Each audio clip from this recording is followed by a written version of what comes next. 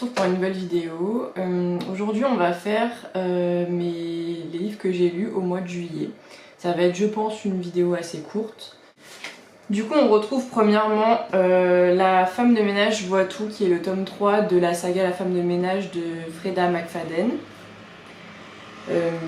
Alors du coup le pitch c'est Millie et sa famille qui arrivent du coup dans une nouvelle ville, dans un nouveau quartier, qui emménagent dans une nouvelle maison. C'est la maison de leurs rêves, ils sont hyper contents et tout. Et ils rencontrent un petit peu leurs voisins qui sont un peu particuliers, chacun à leur manière. Et du coup voilà, vous connaissez à peu près je pense la saga La femme de ménage, donc il va se passer des petites péripéties pour Millie et sa famille. Et voilà, je peux pas en dire plus vu que c'est un tome 3, après bah, ce serait un peu spoiler ce qui s'est passé avant tout ça, donc bon voilà.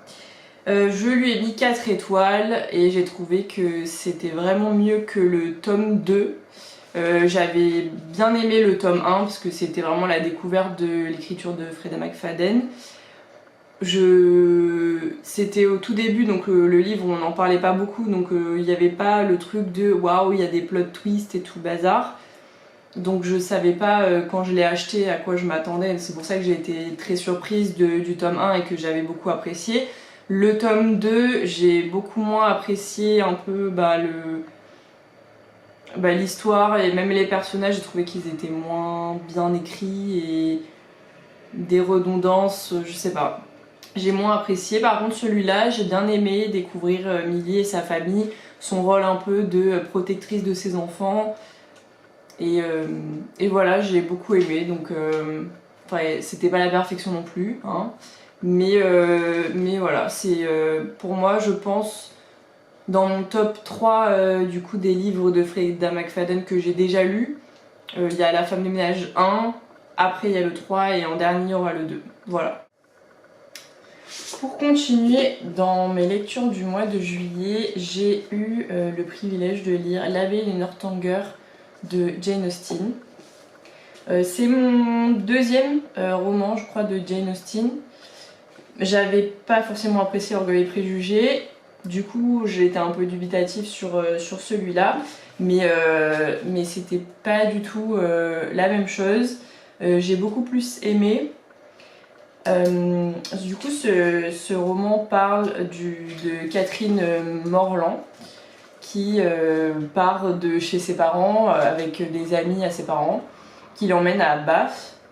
C'est une ville où il y a des bals, où il y a plein de gens qu'elle ne connaît pas. C'est une ville où ses tuteurs de voyage ont l'habitude d'aller.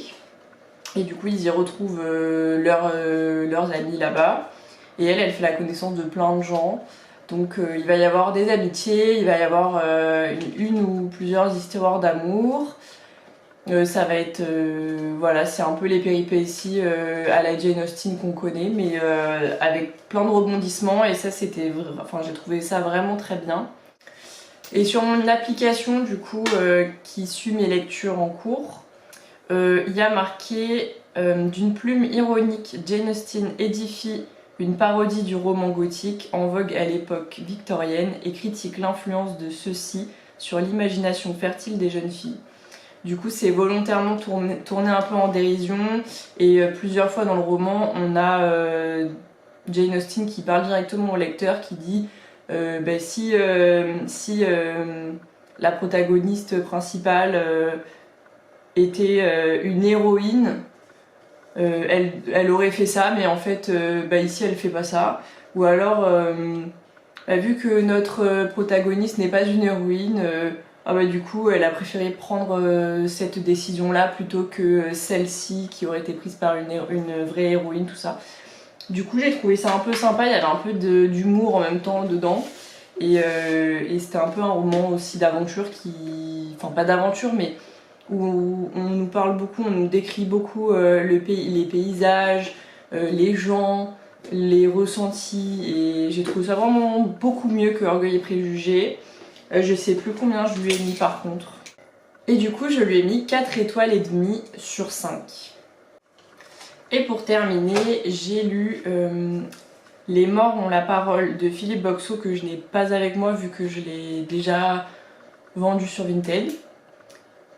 Du coup, ce roman, il m'a été recommandé par quelqu'un.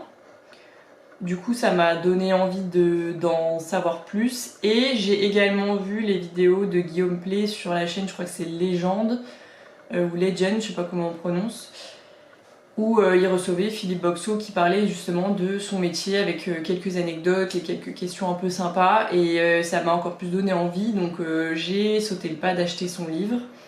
Et j'ai pas du tout regretté parce que c'était vraiment très très bien écrit, avec de l'humour. Philippe Boxeau, il parle de son métier. Ça fait plus de, je crois, 30 ans qu'il fait ce métier et qu'il est passionné, ça se voit. Ça se voit. Il a beaucoup d'anecdotes, il y a, comme j'ai dit, de l'humour. Il nous explique son métier.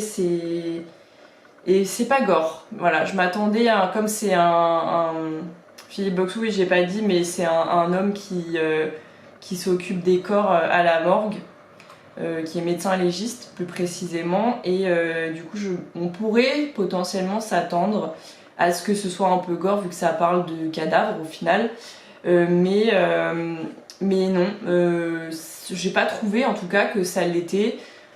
Peut-être que ça pourrait choquer certaines personnes qui sont très sensibles. Après, il y a pas. Oui, il y a un peu des détails, mais ça va. Enfin, j'ai pas trouvé ça très gore personnellement. Voilà. C'était vraiment une très très bonne lecture et je pense acheter ces autres romans avec grand plaisir en tout cas. J'ai mis 5 étoiles pour ce livre.